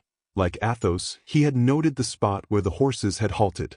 But he had gone farther than Athos, for at the village of Festubert, while drinking at an inn, he had learned without needing to ask a question that the evening before, at 8:30, a wounded man who accompanied a lady traveling in a post-chaise had been obliged to stop, unable to go further. The accident was set down to the account of robbers, who had stopped the chaise in the wood. The man remained in the village. The woman had had a relay of horses, and continued her journey. Planchet went in search of the postilion who had driven her, and found him. He had taken the lady as far as Fromel's, and from Fromel's she had set out for Armentières. Planchet took the crossroad, and by 7 o'clock in the morning he was at Armentières. There was but one tavern, the Post. Planchet went and presented himself as a lackey out of a place, who was in search of a situation. He had not chatted 10 minutes with the people of the tavern before he learned that a woman had come there alone about 11 o'clock the night before, had engaged a chamber, had sent for the master of the hotel, and told him she desired to remain some time in the neighborhood. Planchet had no need to learn more. He hastened to the rendezvous, found the lackeys at their posts, placed them as sentinels at all the outlets of the hotel, and came to find Athos, who had just received this information when his friends returned. All their countenances were melancholy and gloomy, even the mild countenance of Aramis. "What is to be done?" asked D'Artagnan. "To wait," replied Athos. Each retired to his own apartment. At 8 o'clock in the evening Athos ordered the horses to be saddled, and Lord de Winter and his friends notified that they must prepare for the expedition. In an instant all 5 were ready. Each examined his arms, and put them in order. Athos came down last, and found D'Artagnan already on horseback and growing impatient. "Patience!" cried Athos. "One of our party is still wanting." The 4 horsemen looked round them with astonishment, for they sought vainly in their minds to know who this other person could be. At this moment Planchet brought out Athos's horse. The Musketeer leaped lightly into the saddle. "Wait for me," cried he, "I will soon be back," and he set off at a gallop. In a quarter of an hour he returned, accompanied by a tall man, masked and wrapped in a large red cloak. Lord de Winter and the 3 Musketeers looked at one another inquiringly. Neither could give the others any information, for all were ignorant who this man could be. Nevertheless, they felt convinced that all was as it should be, as it was done by the order of Athos. At 9 o'clock, guided by Planchet, the little cavalcade set out, taking the route the carriage had taken. It was a melancholy sight, that of these 6 men, traveling in silence, each plunged in his own thoughts, sad as despair, gloomy as chastisement. Chapter 65. It was a stormy and dark night. Vast clouds covered the heavens, concealing the stars. The moon would not rise till midnight. Occasionally, by the light of a flash of lightning which gleamed along the horizon, the road stretched itself before them, white and solitary. The flash extinct, all remained in darkness. Every minute Athos was forced to restrain D'Artagnan, constantly in advance of the little troop, and to beg him to keep in the line, which in an instant he again departed from. He had but one thought, to go forward, and he went. They passed in silence through the little village of Festubert, where the wounded servant was, and then skirted the wood of Richebourg. At Hurlier, Planchet, who led the column, turned to the left. Several times Lord de Winter, Porthos, or Aramis tried to talk with the man in the red cloak, but to every interrogation which they put to him he bowed, without response. The travelers then comprehended that there must be some reason why the unknown preserved such a silence, and ceased to address themselves to him.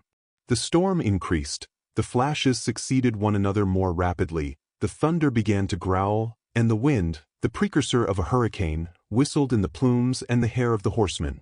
The cavalcade trotted on more sharply.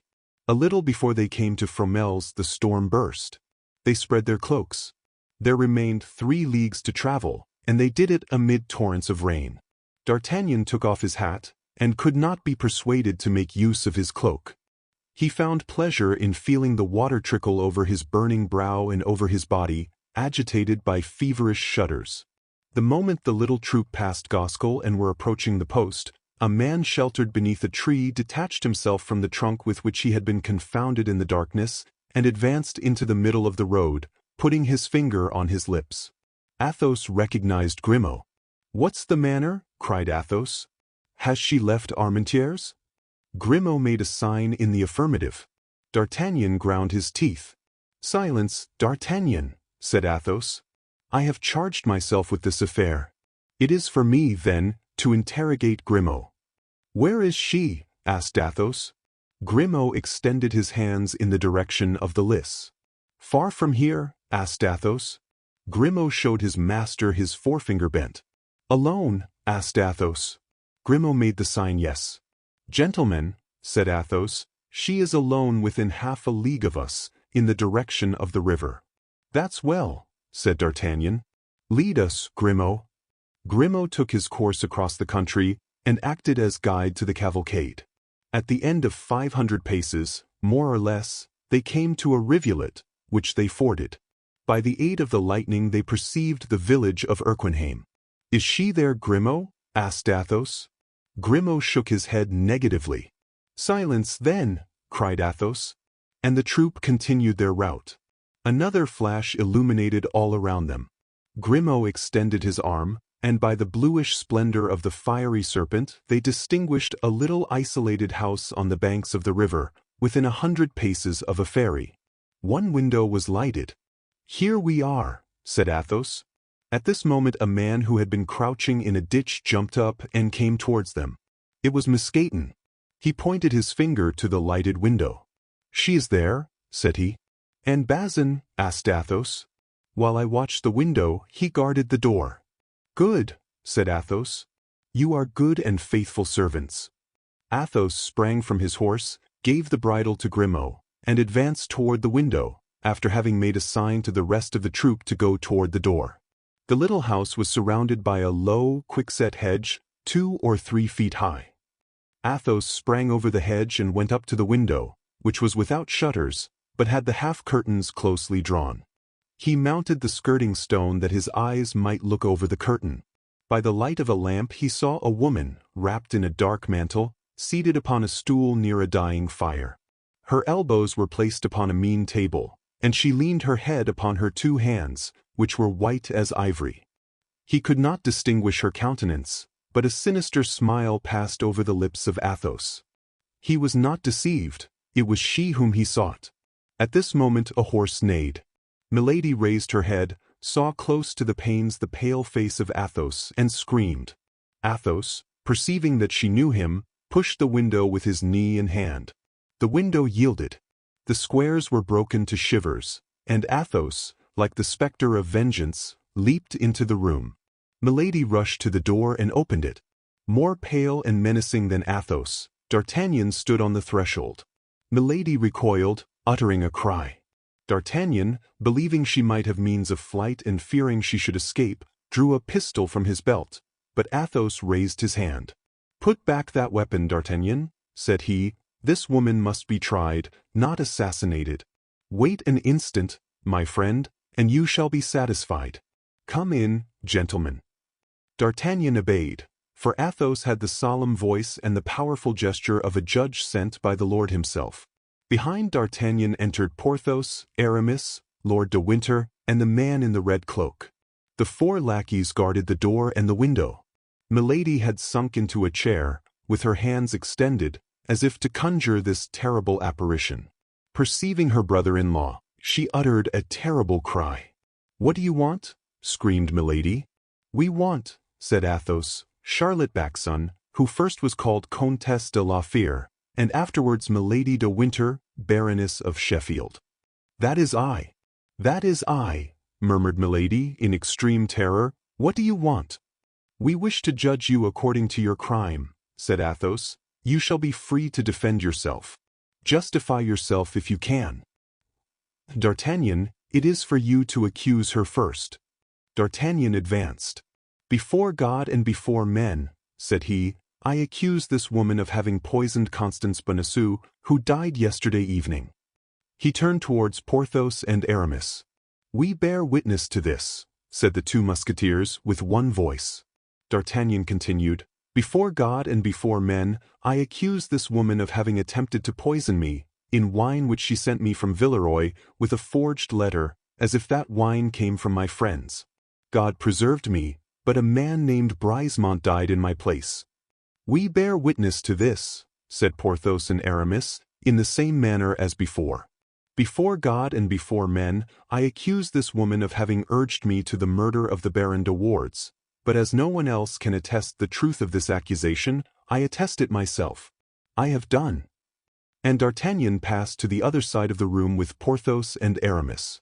"Your turn, my lord," said Athos. The Baron came forward. "Before God and before men," said he, "I accuse this woman of having caused the assassination of the Duke of Buckingham." "The Duke of Buckingham assassinated!"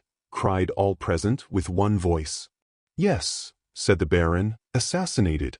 On receiving the warning letter you wrote to me, I had this woman arrested, and gave her in charge to a loyal servant. She corrupted this man, she placed the poniard in his hand, she made him kill the Duke. And at this moment, perhaps, Felton is paying with his head for the crime of this fury." A shudder crept through the judges at the revelation of these unknown crimes. "That is not all," resumed Lord de Winter.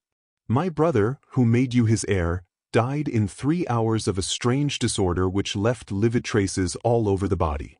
My sister, how did your husband die?" "Horror!" cried Porthos and Aramis. "Assassin of Buckingham, assassin of Felton, assassin of my brother, I demand justice upon you, and I swear that if it be not granted to me, I will execute it myself."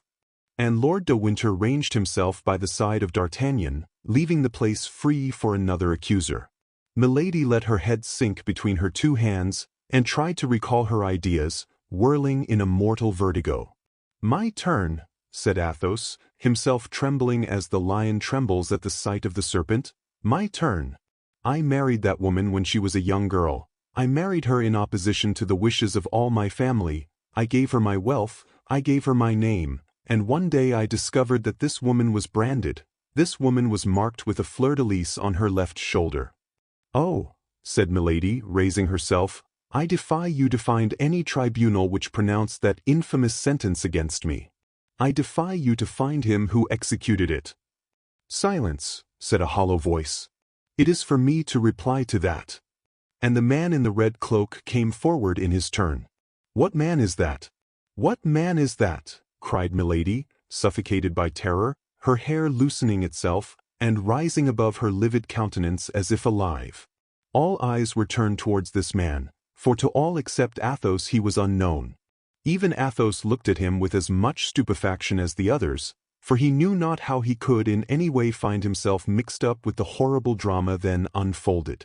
After approaching Milady with a slow and solemn step, so that the table alone separated them, the unknown took off his mask.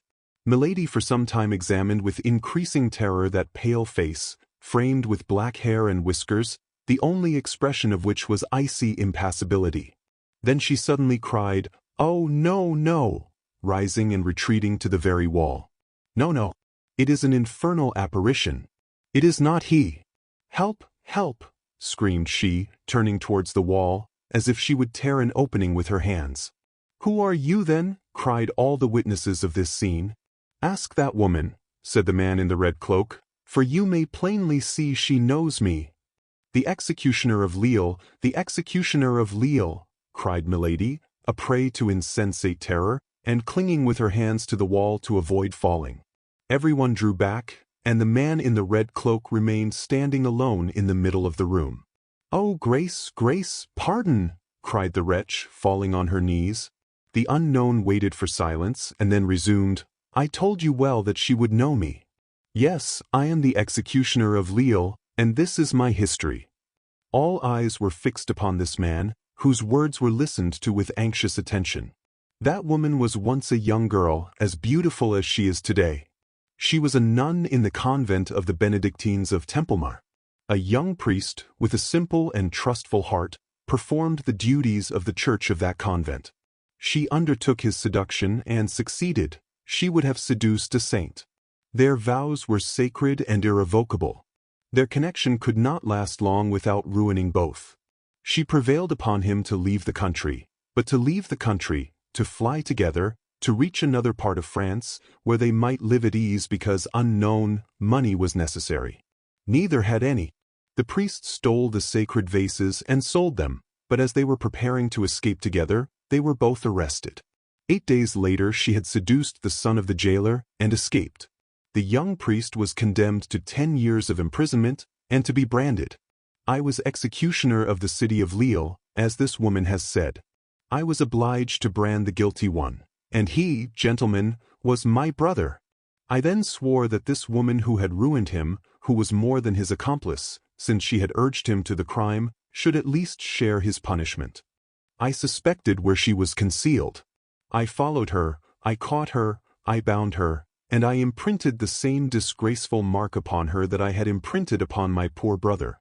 The day after my return to Lille, my brother in his turn succeeded in making his escape. I was accused of complicity, and was condemned to remain in his place till he should be again a prisoner. My poor brother was ignorant of this sentence. He rejoined this woman. They fled together into Berry, and there he obtained a little curacy. This woman passed for his sister. The lord of the estate on which the chapel of the curacy was situated saw this pretend sister, and became enamored of her, amorous to such a degree that he proposed to marry her. Then she quitted him she had ruined for him she was destined to ruin, and became the Comtesse de la Fere. All eyes were turned towards Athos, whose real name that was, and who made a sign with his head that all was true which the executioner had said. "Then," resumed he, mad, desperate, determined to get rid of an existence from which she had stolen everything, honor and happiness, my poor brother returned to Lille, and learning the sentence which had condemned me in his place, surrendered himself, and hanged himself that same night from the iron bar of the loophole of his prison. To do justice to them who had condemned me, they kept their word. As soon as the identity of my brother was proved, I was set at liberty. That is the crime of which I accuse her, that is the cause for which she was branded." "Monsieur d'Artagnan," said Athos, "what is the penalty you demand against this woman?" "The punishment of death," replied D'Artagnan. "My Lord de Winter," continued Athos, "what is the penalty you demand against this woman?" "The punishment of death," replied Lord de Winter. "Messrs. Porthos and Aramis," repeated Athos, "you who are her judges, what is the sentence you pronounce upon this woman?" "The punishment of death," replied the Musketeers, in a hollow voice. Milady uttered a frightful shriek, and dragged herself along several paces upon her knees toward her judges. Athos stretched out his hand toward her. "Charlotte Backson, Comtesse de la Fere, Milady de Winter," said he, "your crimes have wearied men on earth and God in heaven. If you know a prayer, say it, for you are condemned, and you shall die." At these words, which left no hope, Milady raised herself in all her pride, and wished to speak, but her strength failed her. She felt that a powerful and implacable hand seized her by the hair, and dragged her away as irrevocably as fatality drags humanity. She did not, therefore, even attempt the least resistance, and went out of the cottage. Lord de Winter, D'Artagnan, Athos, Porthos, and Aramis went out close behind her. The lackeys followed their masters, and the chamber was left solitary, with its broken window, its open door, and its smoky lamp burning sadly on the table. Chapter 66. Execution. It was near midnight. The moon, lessened by its decline, and reddened by the last traces of the storm, arose behind the little town of Armentières, which showed against its pale light the dark outline of its houses, and the skeleton of its high belfry. In front of them the Lys rolled its waters like a river of molten tin, while on the other side was a black mass of trees, profiled on a stormy sky, invaded by large coppery clouds which created a sort of twilight amid the night. On the left was an old abandoned mill, with its motionless wings, from the ruins of which an owl threw out its shrill, periodical, and monotonous cry. On the right and on the left of the road, which the dismal procession pursued, appeared a few low, stunted trees, which looked like deformed dwarfs crouching down to watch men traveling at this sinister hour. From time to time a broad sheet of lightning opened the horizon in its whole width, darted like a serpent over the black mass of trees, and like a terrible scimitar divided the heavens and the waters into two parts. Not a breath of wind now disturbed the heavy atmosphere. A death-like silence oppressed all nature. The soil was humid and glittering with the rain which had recently fallen, and the refreshed herbs sent forth their perfume with additional energy. Two lackeys dragged Milady, whom each held by one arm.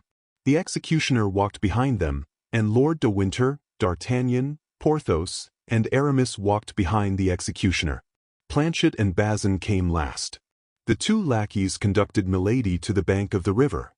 Her mouth was mute, but her eyes spoke with their inexpressible eloquence, supplicating by turns each of those on whom she looked. Being a few paces in advance, she whispered to the lackeys, 8,000 pistoles to each of you, if you will assist my escape, but if you deliver me up to your masters, I have near at hand avengers who will make you pay dearly for my death. Grimaud hesitated. Musketeers trembled in all his members.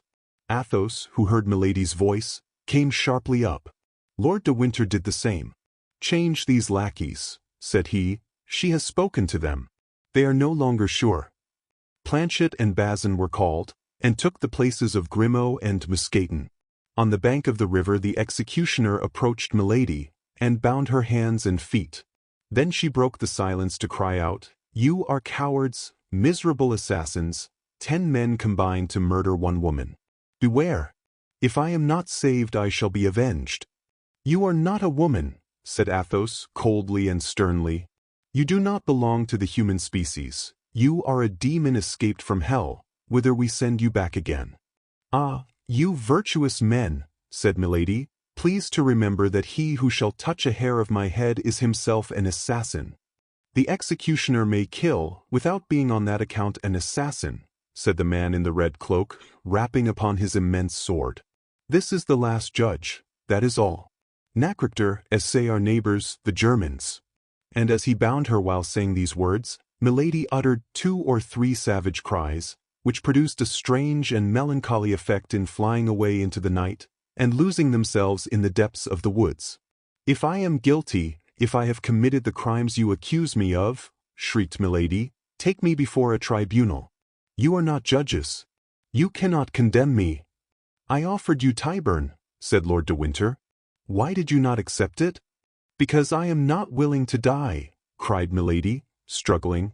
"Because I am too young to die." "The woman you poisoned at Bethune was still younger than you, madam, and yet she is dead," said D'Artagnan. "I will enter a cloister. I will become a nun," said Milady. "You were in a cloister," said the executioner, "and you left it to ruin my brother." Milady uttered a cry of terror and sank upon her knees. The executioner took her up in his arms and was carrying her toward the boat. "Oh, my God!" cried she. "My God! Are you going to drown me?" These cries had something so heartrending in them that D'Artagnan, who had been at first the most eager in pursuit of Milady, sat down on the stump of a tree and hung his head, covering his ears with the palms of his hands, and yet, notwithstanding, he could still hear her cry and threaten. D'Artagnan was the youngest of all these men. His heart failed him. "Oh, I cannot behold this frightful spectacle," said he. "I cannot consent that this woman should die thus." Milady heard these few words and caught at a shadow of hope. "D'Artagnan, D'Artagnan," cried she, "remember that I loved you." The young man rose and took a step toward her. But Athos rose likewise, drew his sword, and placed himself in the way. "If you take one step farther, D'Artagnan," said he, "we shall cross swords together." D'Artagnan sank on his knees and prayed. "Come," continued Athos, "executioner, do your duty." "Willingly, Monseigneur," said the executioner, "for as I am a good Catholic, I firmly believe I am acting justly in performing my functions on this woman." "That's well." Athos made a step toward Milady. "I pardon you," said he, "the ill you have done me. I pardon you for my blasted future, my lost honor, my defiled love, and my salvation forever compromised by the despair into which you have cast me. Die in peace." Lord de Winter advanced in his turn.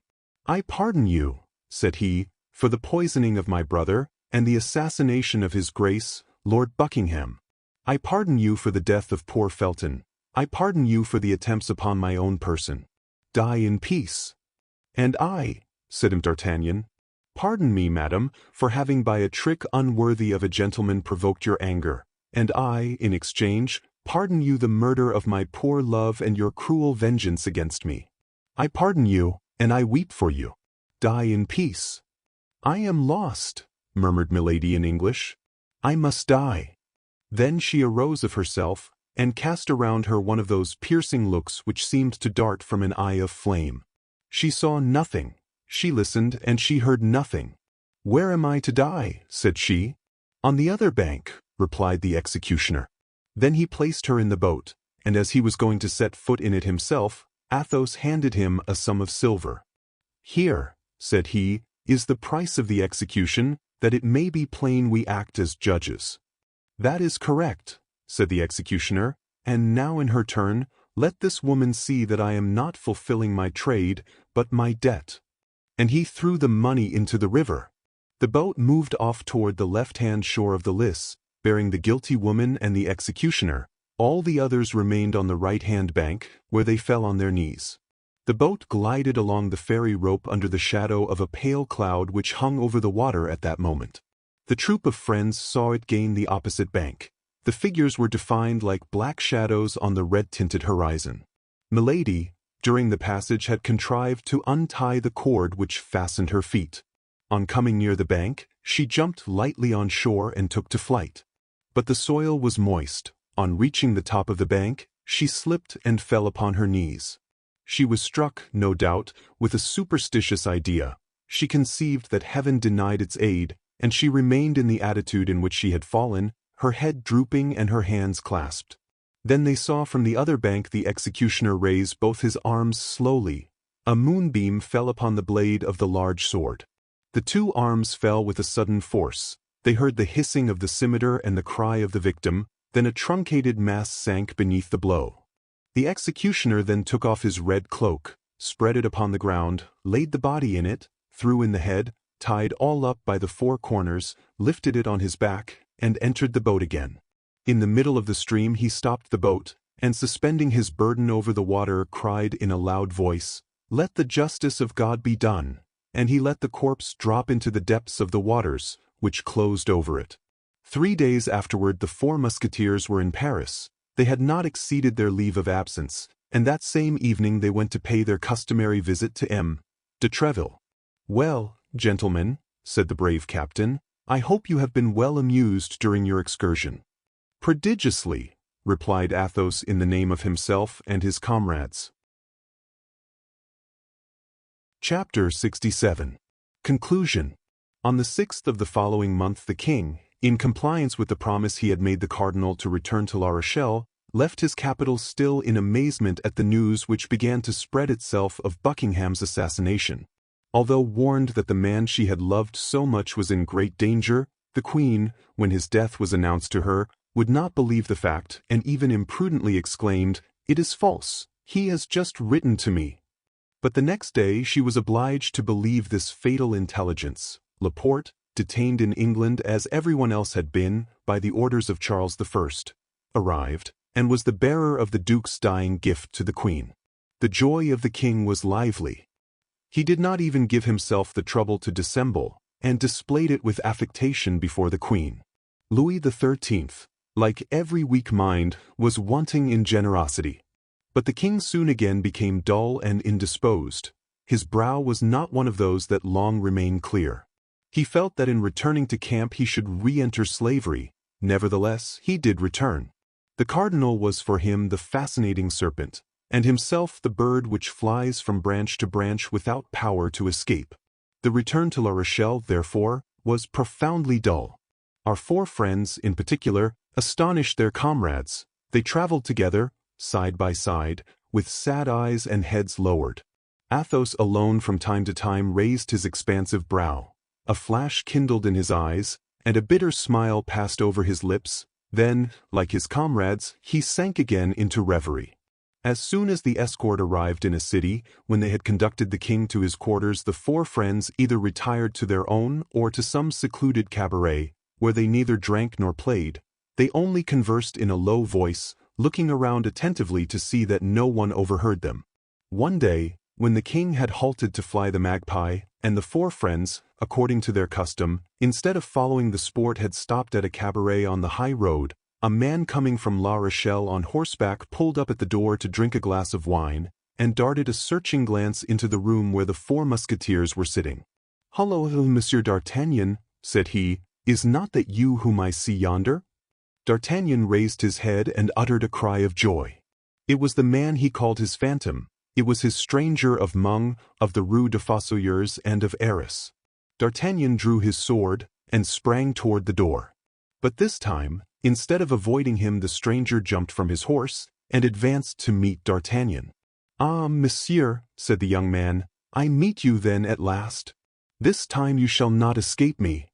"Neither is it my intention, monsieur, for this time I was seeking you. In the name of the king, I arrest you." "How? What do you say?" cried D'Artagnan. "I say that you must surrender your sword to me, monsieur, and that without resistance. This concerns your head, I warn you." "Who are you, then?" demanded D'Artagnan, lowering the point of his sword, but without yet surrendering it. "I am the Chevalier de Rochefort," answered the other, "the equerry of Monsieur le Cardinal Richelieu, and I have orders to conduct you to his Eminence." "We are returning to his Eminence, Monsieur the Chevalier," said Athos, advancing, "and you will please to accept the word of Monsieur d'Artagnan that he will go straight to La Rochelle. I must place him in the hands of guards who will take him into camp." "We will be his guards, monsieur, upon our word as gentlemen, but likewise, upon our word as gentlemen," added Athos, knitting his brow, "Monsieur d'Artagnan shall not leave us." The Chevalier de Rochefort cast a glance backward, and saw that Porthos and Aramis had placed themselves between him and the gate. He understood that he was completely at the mercy of these four men. "Gentlemen," said he, "if Monsieur d'Artagnan will surrender his sword to me and join his word to yours, I shall be satisfied with your promise to convey Monsieur d'Artagnan to the quarters of Monseigneur the Cardinal. You have my word, monsieur, and here is my sword." "This suits me the better," said Rochefort, "as I wish to continue my journey." "If it is for the purpose of rejoining Milady," said Athos coolly, "it is useless. You will not find her." "What has become of her, then?" asked Rochefort eagerly. "Return to camp, and you shall know." Rochefort remained for a moment in thought. Then, as they were only a day's journey from Surgères, whither the cardinal was to come to meet the king, he resolved to follow the advice of Athos and go with them. Besides, this return offered him the advantage of watching his prisoner. They resumed their route. On the morrow, at 3 o'clock in the afternoon, they arrived at Surgères. The cardinal there awaited Louis XIII. The minister and the king exchanged numerous caresses, felicitating each other upon the fortunate chance which had freed France from the inveterate enemy who set all Europe against her. After which, the cardinal, who had been informed that D'Artagnan was arrested and who was anxious to see him, took leave of the king, inviting him to come the next day to view the work already done upon the dike. On returning in the evening to his quarters at the bridge of La Pierre, the cardinal found, standing before the house he occupied, D'Artagnan, without his sword, and the 3 musketeers armed. This time, as he was well attended, he looked at them sternly, and made a sign with his eye and hand for D'Artagnan to follow him. D'Artagnan obeyed. "We shall wait for you, D'Artagnan," said Athos, loud enough for the cardinal to hear him. His Eminence bent his brow, stopped for an instant, and then kept on his way without uttering a single word. D'Artagnan entered after the cardinal, and behind D'Artagnan the door was guarded. His Eminence entered the chamber which served him as a study, and made a sign to Rochefort to bring in the young musketeer. Rochefort obeyed and retired. D'Artagnan remained alone in front of the cardinal. This was his second interview with Richelieu, and he afterward confessed that he felt well assured it would be his last. Richelieu remained standing, leaning against the mantelpiece. A table was between him and D'Artagnan. "Monsieur," said the cardinal, "you have been arrested by my orders." "So they tell me, monseigneur." "Do you know why?" "No, monseigneur, for the only thing for which I could be arrested is still unknown to your Eminence." Richelieu looked steadfastly at the young man. "Holloa," said he, "what does that mean? If monseigneur will have the goodness to tell me, in the first place, what crimes are imputed to me, I will then tell him the deeds I have really done." "Crimes are imputed to you which had brought down far loftier heads than yours, monsieur," said the cardinal. "What, monseigneur?" said D'Artagnan, with a calmness which astonished the cardinal himself. "You are charged with having corresponded with the enemies of the kingdom. You are charged with having surprised state secrets. You are charged with having tried to thwart the plans of your general." "And who charges me with this, monseigneur?" said D'Artagnan, who had no doubt the accusation came from Milady, a woman branded by the justice of the country, a woman who has espoused one man in France and another in England, a woman who poisoned her second husband and who attempted both to poison and assassinate me." "What do you say, monsieur?" cried the cardinal, astonished. "And of what woman are you speaking thus?" "Of Milady de Winter," replied D'Artagnan. "Yes, of Milady de Winter, of whose crimes your Eminence is doubtless ignorant, since you have honored her with your confidence." "Monsieur," said the cardinal, "if Milady de Winter has committed the crimes you lay to her charge, she shall be punished." "She has been punished, monseigneur." "And who has punished her?" "We." "She is in prison?" "She is dead." "Dead," repeated the cardinal, who could not believe what he heard. "Dead? Did you not say she was dead?" "3 times she attempted to kill me, and I pardoned her, but she murdered the woman I loved. Then my friends and I took her, tried her, and condemned her." D'Artagnan then related the poisoning of Madame Bonacieux in the convent of the Carmelites at Bethune, the trial in the isolated house, and the execution on the banks of the Lys. A shudder crept through the body of the cardinal, who did not shudder readily. But all at once, as if undergoing the influence of an unspoken thought, the countenance of the cardinal, till then gloomy, cleared up by degrees, and recovered perfect serenity. "So," said the cardinal, in a tone that contrasted strongly with the severity of his words, "you have constituted yourselves judges, without remembering that they who punish without license to punish are assassins? Monseigneur, I swear to you that I never for an instant had the intention of defending my head against you. I willingly submit to any punishment your Eminence may please to inflict upon me. I do not hold life dear enough to be afraid of death." "Yes, I know you are a man of a stout heart, monsieur," said the cardinal, with a voice almost affectionate. "I can therefore tell you beforehand you shall be tried, and even condemned." Another might reply to your Eminence that he had his pardon in his pocket. I content myself with saying, "Command, monseigneur, I am ready." "Your pardon?" said Richelieu, surprised. "Yes, monseigneur," said D'Artagnan. "And signed by whom? By the king?" And the cardinal pronounced these words with a singular expression of contempt. "No, by your Eminence." "By me? You are insane, monsieur. Monseigneur will doubtless recognize his own handwriting." And D'Artagnan presented to the cardinal the precious piece of paper which Athos had forced from Milady, and which he had given to D'Artagnan to serve him as a safeguard.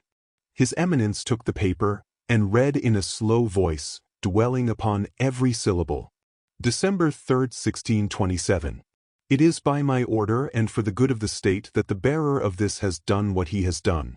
Richelieu. The cardinal, after having read these 2 lines, sank into a profound reverie, but he did not return the paper to D'Artagnan. "He is meditating by what sort of punishment he shall cause me to die," said the Gascon to himself. "Well, my faith, he shall see how a gentleman can die." The young musketeer was in excellent disposition to die heroically. Richelieu still continued thinking, rolling and unrolling the paper in his hands.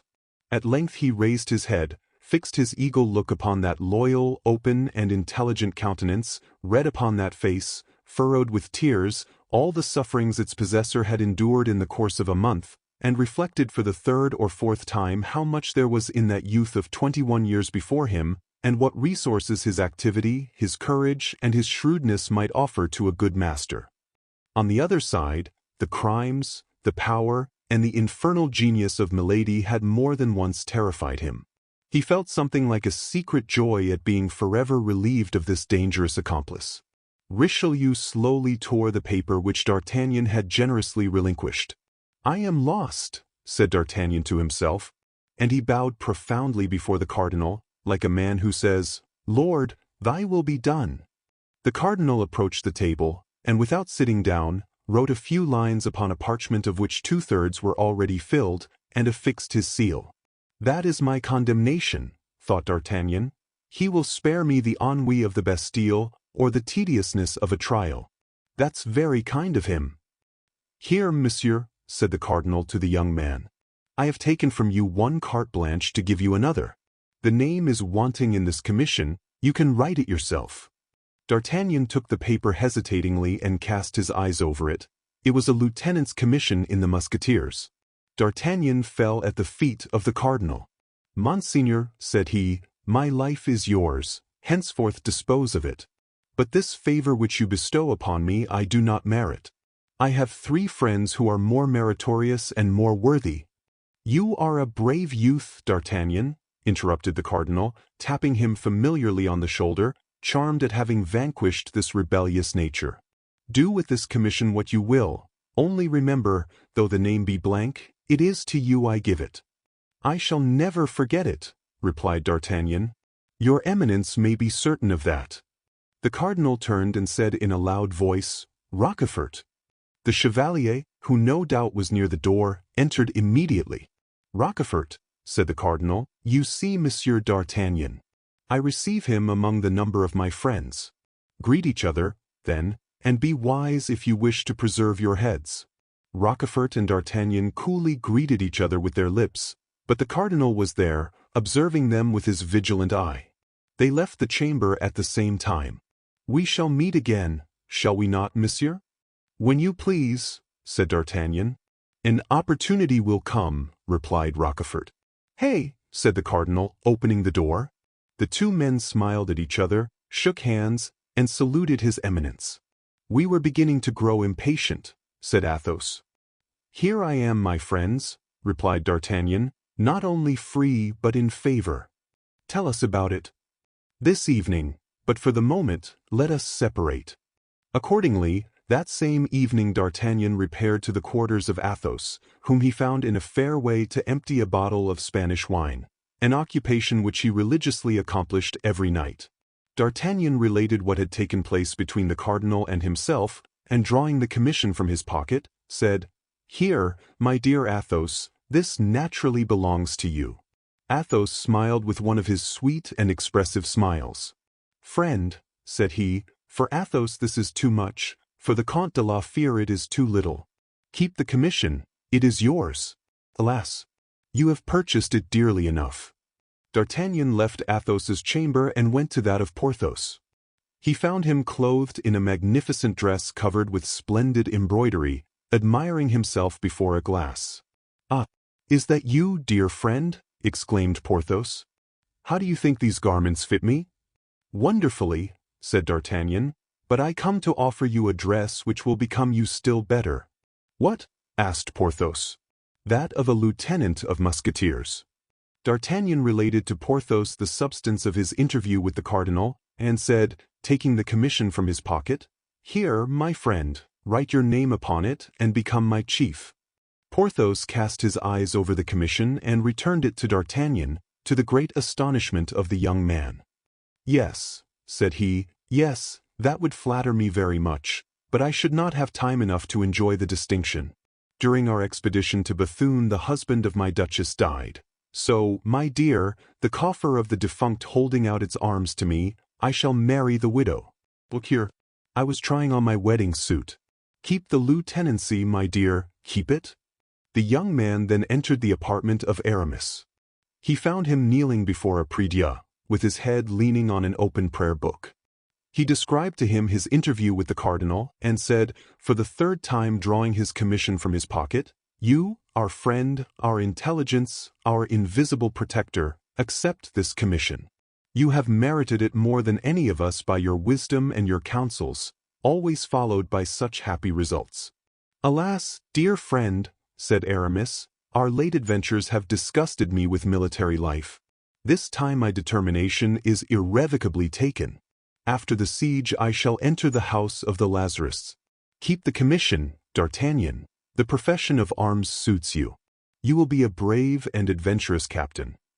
D'Artagnan, his eye moist with gratitude though beaming with joy, went back to Athos, whom he found still at table contemplating the charms of his last glass of Malaga by the light of his lamp.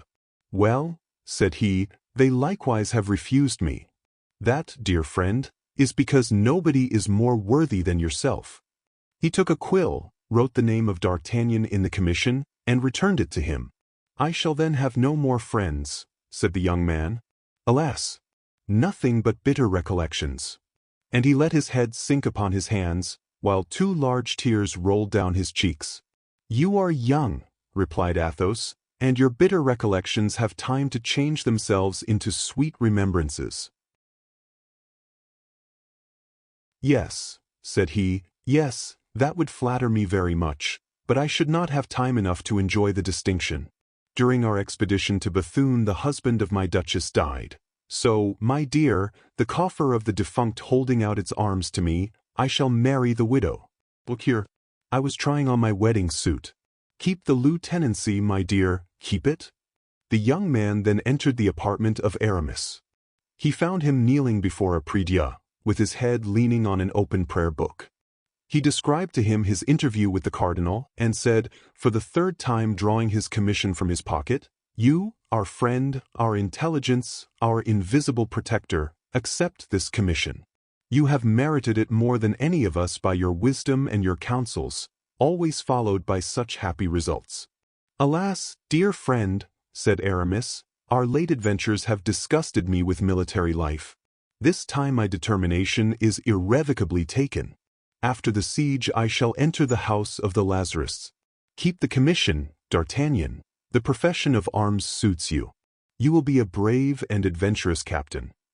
D'Artagnan, his eye moist with gratitude though beaming with joy, went back to Athos, whom he found still at table contemplating the charms of his last glass of Malaga by the light of his lamp. "Well," said he, "they likewise have refused me. That, dear friend, is because nobody is more worthy than yourself." He took a quill, wrote the name of D'Artagnan in the commission, and returned it to him. "I shall then have no more friends," said the young man. "Alas, nothing but bitter recollections." And he let his head sink upon his hands, while 2 large tears rolled down his cheeks. "You are young," replied Athos, "and your bitter recollections have time to change themselves into sweet remembrances."